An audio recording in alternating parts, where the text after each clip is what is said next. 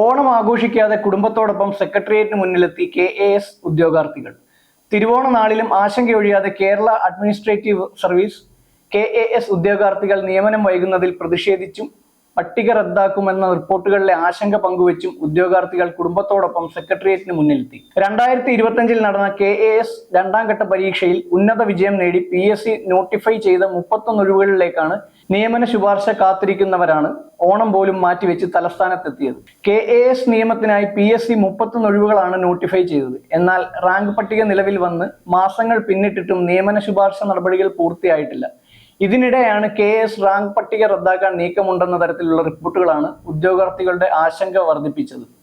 കേന്ദ്ര civil service മാതൃകയിൽ 30% deputation reserve സൃഷ്ടിച്ച് അർദ്ധ സർക്കാർ സ്ഥാപനങ്ങളിലേക്ക് KAS ഉദ്യോഗസ്ഥരെ നിയമിക്കുക എന്ന ലക്ഷ്യത്തോടെയായിരുന്നു റിക്രൂട്ട്മെന്റ്. എന്നാൽ ഡെപ്യൂട്ടേഷൻ റിസർവ് രൂപീകരിക്കുന്നതുമായി ബന്ധപ്പെട്ട് സാങ്കേതിക തടസ്സങ്ങളുണ്ടെന്ന പ്രചാരണമാണ് ഇപ്പോൾ ഉയരുന്നത്. അതേസമയം റിസർവ് രൂപീകരിക്കുന്നതിൽ നിയമപരമായ തടസ്സങ്ങളില്ലെന്നും എക്സിക്യൂട്ടീവ് ഉത്തരവ് മാത്രം മതിയാകുമെന്നും ചീഫ് സെക്രട്ടറിയുടെ നേതൃത്വത്തിലുള്ള കമ്മിറ്റി നേരത്തെ സർക്കാരിനെ അറിയിച്ചിട്ടുണ്ടെന്നാണ് ഉദ്യോഗാർത്ഥികൾ പറയുന്നത്. നിലവിൽ തന്നെ 16ഓളം ഉദ്യോഗസ്ഥർ സമാന രീതിയിൽ ജോലി ചെയ്യുന്നുണ്ടെന്നും അവർ ചൂണ്ടിക്കാട്ടുന്നു.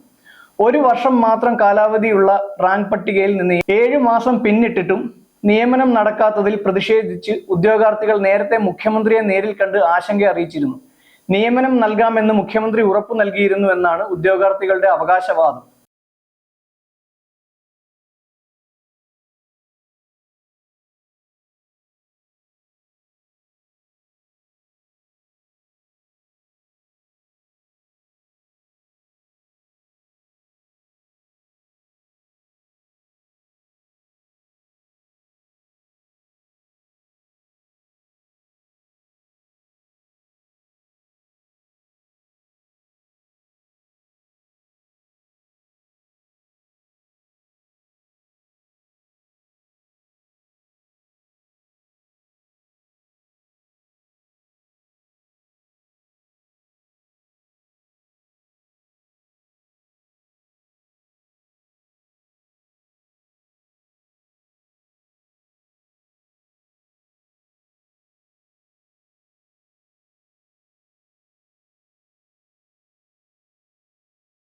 മൂഴിയാർ ജനറേറ്റർ മാറ്റാനുള്ള ശുപാർശ തള്ളി.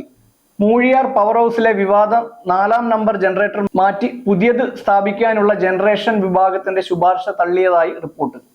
6 വർഷം മുൻപാണ് പുതിയ ജനറേറ്റർ സ്ഥാപിക്കണമെന്ന ശുപാർശ KSEB ബോർഡിന് സമർപ്പിച്ചത്. എന്നാൽ വൈദ്യുതി വകുപ്പിലെ ഉന്നതരുടെ നിർദ്ദേശത്തെ തുടർന്ന് ശുപാർശ പരിഗണിക്കേണ്ടതില്ലെന്ന് തീരുമാനിക്കുകയായിരുന്നു. ഏകദേശം 40 കോടി രൂപ ചെലവിൽ പുതിയ ജനറേറ്റർ സ്ഥാപിക്കാമെന്നും ചെലവ് 5 വർഷം കൊണ്ട് തിരിച്ചു പിടിക്കാമെന്നുമായിരുന്നു ശുപാർശ. പുതിയ ജനറേറ്റർ സ്ഥാപിച്ച് 60 മെഗാവാട്ടിന്റെ പൂർണ്ണ ശേഷിയിൽ പ്രവർത്തിപ്പിച്ചാൽ ശബരിഗിരി പദ്ധതിക്കും നേട്ടമാകുമെന്നും റിപ്പോർട്ടിൽ ചൂണ്ടിക്കാട്ടിയിരുന്നു. ജനറേറ്റർ സ്ഥാപിക്കാൻ വൈദഗ്ധ്യമുള്ള ഇന്ത്യൻ സ്ഥാപനങ്ങൾ നിലവിലുണ്ടെന്നും ശുപാർശയിൽ വ്യക്തമാക്കിയിരുന്നു. നിലവിൽ മുടന്തി നീങ്ങുന്ന 4ാം നമ്പർ ജനറേറ്റർ ഇതുവരെ ഏകദേശം 1000 കോടി രൂപയുടെ നഷ്ടമുണ്ടാക്കിയെന്നാണ് വിലയിരുത്തൽ. പ്രഖ്യാപിത ശേഷിയായ 60 മെഗാവാട്ടിന് അടുത്തുപോലും സ്ഥിരമായി എത്താൻ ജനറേറ്ററിന് കഴിയുന്നില്ല.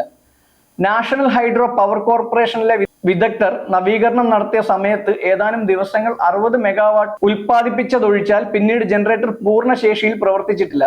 തുടർച്ചയായ വിറയൽ കാരണം ജീവനക്കാർക്ക് ജനറേറ്ററിന്റെ സമീപം ജോലി ചെയ്യാൻ പോലും ഭയപ്പെടുന്ന സാഹചര്യമാണ് നിലവിലുള്ളതെന്നും റിപ്പോർട്ടുണ്ട്. അതേസമയം ജനറേറ്റർ മാറ്റിയാൽ ഇതുമായി ബന്ധപ്പെട്ട് ഇതുവരെ മറച്ചുവെച്ച വീഴ്ചകൾ പുറത്തു വരുമെന്ന ആശങ്കയാണ് ബോർഡിലെ ഒരു വിഭാഗം ഉന്നതർക്കുണ്ടായിരുന്നെന്നാണ് വിവരം. 2013 സ്ഥാപിച്ച ജനറേറ്ററിന് 2028 വരെ പെർഫോമൻസ് ഗ്യാരണ്ടി ഉണ്ട്. ഈ കാലാവധി പൂർത്തിയാക്കുന്നതിന് മുൻപ് ജനറേറ്റർ മാറ്റുന്നത് ചില ഉദ്യോഗസ്ഥരെ നിയമക്കുരുക്കിലാക്കുമെന്നും രഹസ്യ നിയമോപദേശം ലഭിച്ചിരുന്നതായും റിപ്പോർട്ടുണ്ട്. കരാർ പ്രകാരമുള്ള പ്രകടനം ജനറേറ്ററിന് കൈവരിക്കാനായില്ലെങ്കിൽ പിടിച്ചു വെക്കേണ്ടിയിരുന്ന 3 കോടി രൂപയുടെ പെർഫോമൻസ് ഗ്യാരണ്ടി ചൈനീസ് കമ്പനിക്ക് തിരികെ നൽകിയതും പുതിയ ജനറേറ്റർ സ്ഥാപിച്ചാൽ പുറത്തു വരാവുന്ന വീഴ്ചകളിലൊന്നായി ചൂണ്ടിക്കാണിക്കപ്പെടുന്നു.